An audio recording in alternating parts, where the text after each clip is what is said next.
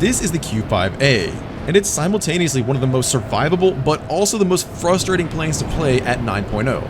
And yes, you heard that right, this thing is at 9.0. But just because this thing has great energy retention and is supersonic at 9.0 doesn't mean you're just going to be steamrolling the competition, and today I'm going to explain why. But first, let's talk about the plane itself. The Q-5A is a rank 6 battle rating 9.0 strike aircraft for China. It has two 20mm Type 23 2K cannons that are kinda terrible, and it has the ability to carry a few bombs and rockets. Speaking of bombs, you've probably noticed this plane is painted uniquely bright white. In real life, a few of the Q-5As were modified to carry nuclear ordnance, and apparently this bright white paint somehow helped protect the aircraft from the nuclear radiation. I have no idea how paint would do that, but apparently it does. I guess it's just special paint. Anyway, let's talk about these guns real quick. These 23mm cannons are some of my... I harbor a hatred for these guns. After playing the A5C for so long, I cannot stand them. They are so awful to use. They don't have a high velocity, they don't do much damage, and they barely have any range whatsoever. So this combined with my horrendous pain... What? Horrendous aim. This combined with my horrendous aim really makes me an upset individual. Moving on from the gun, let's talk about this plane's power. This thing's got fairly powerful engines, actually extremely powerful engines at its battle rating of 9.0. Its medium to high speed acceleration is pretty much unmatched at this battle rating, as is its top speed. And the power that this thing produces is a huge reason why this thing is pretty strong. Otherwise though, this thing sort of sits between the performance of, say, a MiG-19 and an Su-7. I would say more closely leaning towards the Su-7 side of things.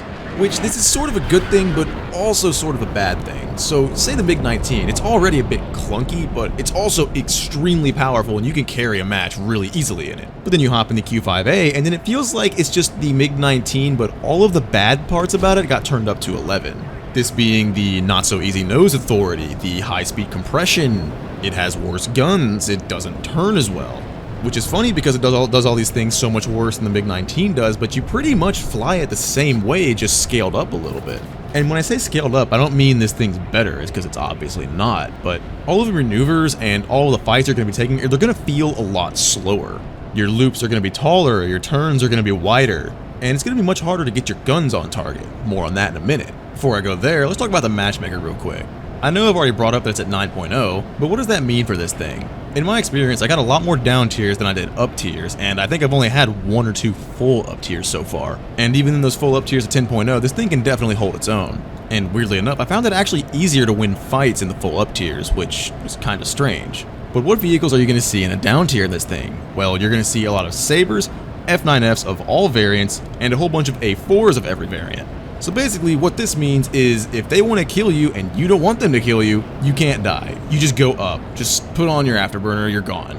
And if you get up to it, you're going to see the earlier MiG-21s. At worst, you're going to see F4C Phantoms and you're going to have A5Cs on your team. Different variants of the Harrier here and there. And only a couple planes with R60s. Which doesn't even really matter because you can unlock flares. I actually forgot to mention that already. You get flares and a radar warning receiver, which you basically don't need. What radar missiles are you going to be seeing at this battle rating? Or correction, what radar missiles are you going to see at this battle rating that actually matter? Bullshit, I should actually mention that this thing sits at a battle rating of 10.3 in both arcade and simulator, but in realistic battles it sits at 9.0. So I guess it matters a little bit more there, but not really for us realistic battles plebs. So a second ago I brought up the fact that it's kind of hard to get your guns on target with this thing. Well, now I'm going to elaborate on that because this was my biggest frustration with this thing. And frankly, this is why I don't really have much of a desire to continue playing it. The footage I've got on screen right now is exactly what I'm talking about. As you can see, I've got 3 opponents, and none of them are even going to come close to touching me.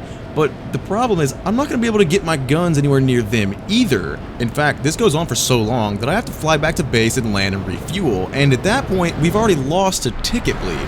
Because I was sitting there trying to fight 1v3, and I couldn't get my guns on once. And this is precisely why I find this plane super frustrating to play. And don't get me wrong, I have had a few 3, 4, 5 kill games in this thing, but it's not a super low battle rating MiG-19 like I was kind of hoping it would be. I mean, I don't really know why I expected it to be because I've had similar problems with the A5C, but I don't know, I had my hopes up.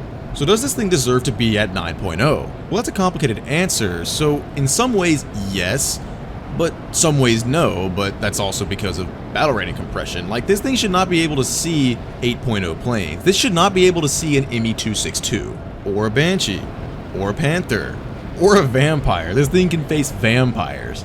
The list kinda goes on. But this is much more of an issue of battle rating compression than anything else, and I've talked enough about that, so I won't really get into it. So if you decide to use this thing, there are a few things you should take away. Whether you like it or not, you're going to be baiting enemies for your teammates, which, yeah, it's great for winning the games, but you're not going to get many points yourself, and subsequently no silver lions or research.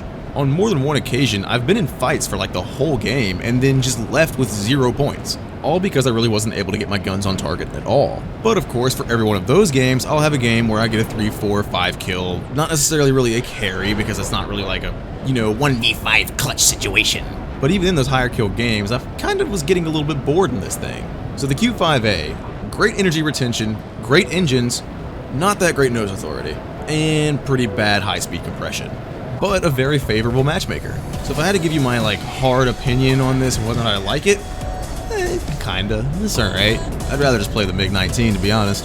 And if every plane flew like a MiG-19, this game wouldn't really be fun. And in the end, that's all I really want to do is just kind of have fun with this game. Dude, that was so corny. What is wrong with me? I am losing my sanity. Alright, that's gonna be all from me today. Tell me what you think about the Q-5A in the comments. I would love to hear it. And press all the good algorithm buttons. Yay. Woo, like, subscribe. Wow. Alright, I'll see you guys next time. Peace.